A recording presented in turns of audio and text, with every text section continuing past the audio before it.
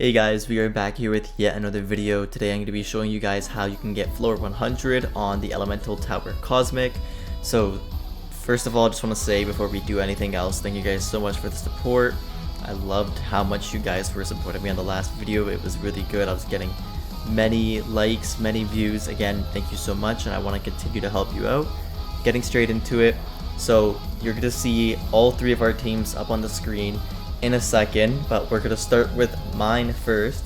So you can see here I ended up going with Ichigo, Aizen, Arbiter, Rukia, and 2 farms.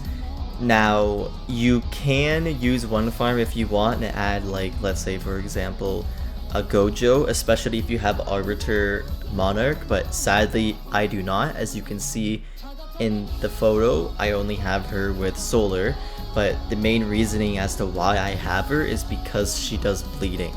Okay, it stops enemies from regenerating, which is a big thing with certain bosses. So you gotta make sure you at least have one Arbiter in order to do bleeding. If you don't have Arbiter, you can also replace her with basically any other cosmic unit and just apply Makima's Memoria to them, and they'll deal 5% of their damage with bleeding, which is a very low amount, but it still just gets the bleeding, which is the main part. Make sure you're using both of Nami's Memorias on both your farms, and you have the Labubus. Burbs are typically the best, but if your choppers do more damage and have more range, you might as well swap those out for them. I ended up going with everybody else's given Memoria. Aizen has his, and Ichigo has his. Going on to the second team, this team has, I guess, multiple supports. He has Aaron, which can also be switched out for somebody like Yawich, Yuhubaha, I think that's his actual name, because he gives enemy units, allies in their range, in his range. I think it's like a 20% damage buff and like 10% range, which isn't crazy, but it's still like a little bit, it's a something. The main damages that you're gonna actually want is mostly gonna be just Ichigo and Aizen. You'll see that everybody here has Ichigo and Aizen because of the fact he can TP. So again, you're gonna want to make sure that you have Nami's Memorias for your entirety of your farms with Labubus. Gojo, you do not need his familiar on him. It does make him better and he will do more damage, but you mainly just have Gojo for the time stops, which are very essential. You can pop for the wave 20 boss, you can pop like 20 of them, and that right there is 200 seconds, which is 3 minutes of the enemy not moving at all. Okay, moving on to the last one, we have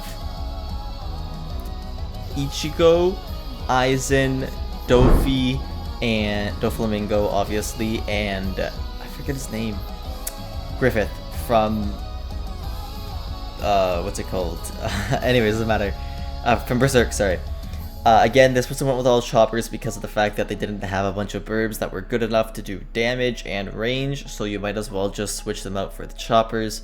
As you can see, everybody has their given Memorias other than Griffith, just because he wanted to give him the most damage he could.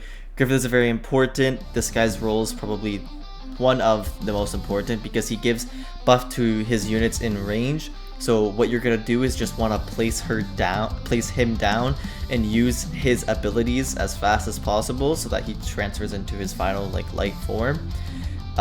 With Dofi, you're also gonna want to make sure using his abilities like the Hockey, and the Tentacles. The Tentacles stun bosses and do a high amount of damage, so it's just really good for endgame. If you don't have Dofi or Griffith, you can also replace them with, I don't know her name, I can't remember exactly, but she's from Attack on Titan. She's the founder Titan, I think, or something like that. Basically, whenever you sell her, it gives 100% damage to all types, or to giant types in range, and since Ichigo counts as anything, he counts as a giant type technically, so he gets the 100% range, 100% damage and 30% range. So now we're going to be getting into like the actual gameplay of like everything that you're going to need to be doing. Okay, so for starters, you're going to want to make sure that you have placed your farm units first. I feel like that's just a given because of the fact that you want to do like a high amount of you want to get a high amount of money as fast as possible because you want to make sure you can kill that wave 10 boss in time and also have enough money to do wave 20.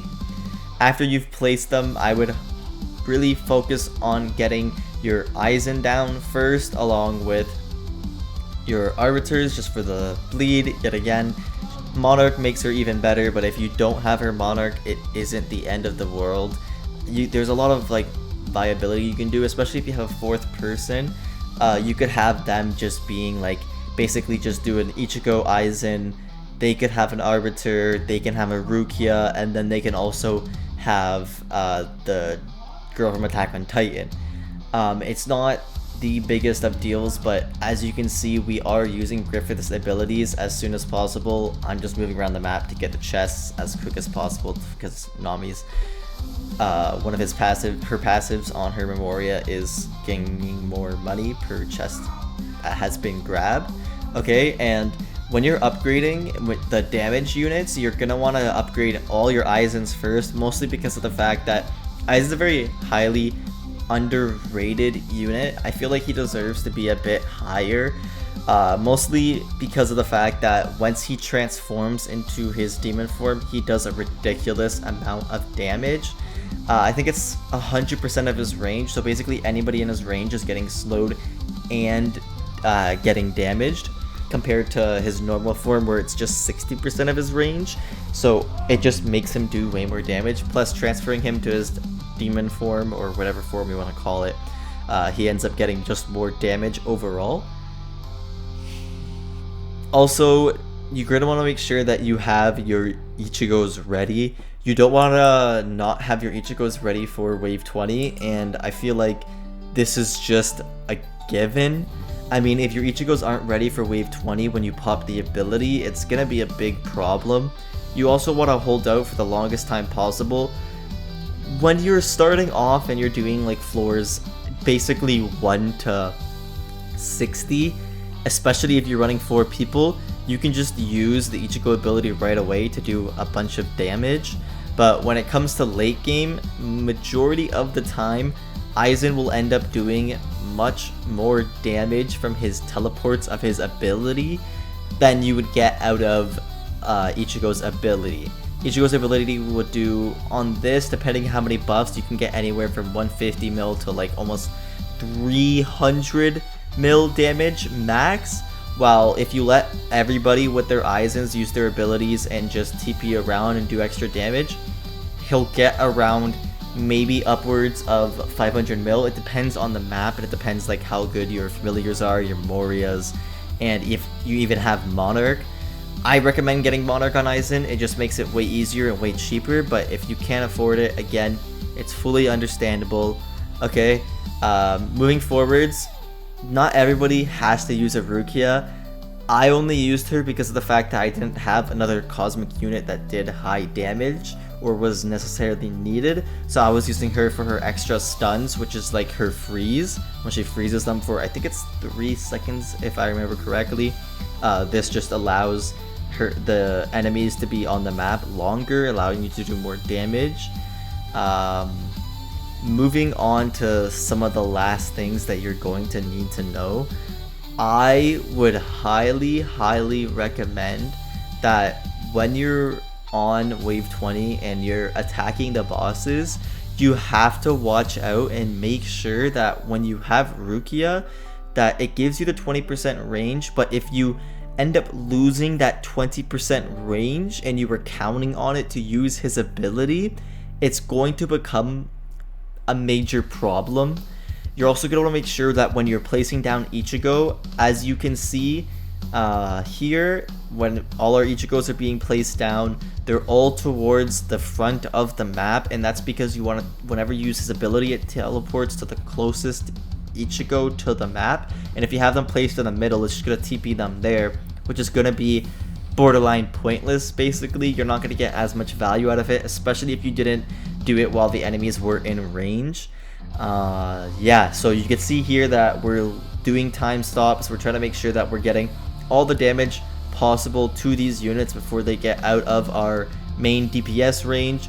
You'll also see that the Aizens are actually teleporting around the entirety of the map, doing high amounts of damage, whilst you have that one teammate who has plenty of extra cash left over, just constantly placing, stunning, or time stopping, sorry, deleting and moving forward. You do not need to fully upgrade Gojo. You just need to upgrade him enough so that he ends up getting the ability. You also want to make sure that you're timing it properly. For example, you don't want to pop your Gojo ability right away, especially if you're about to have all the Aizens start teleporting 2 seconds later and then they can't stun him because of the fact that he's already time stopped. You can do this by, if you are very good at communicating with your teammates, every 13 seconds pop the ability. So basically, first one pops the ability, you wait 13 seconds, second person pops the ability, wait 13 seconds, third person pops the ability.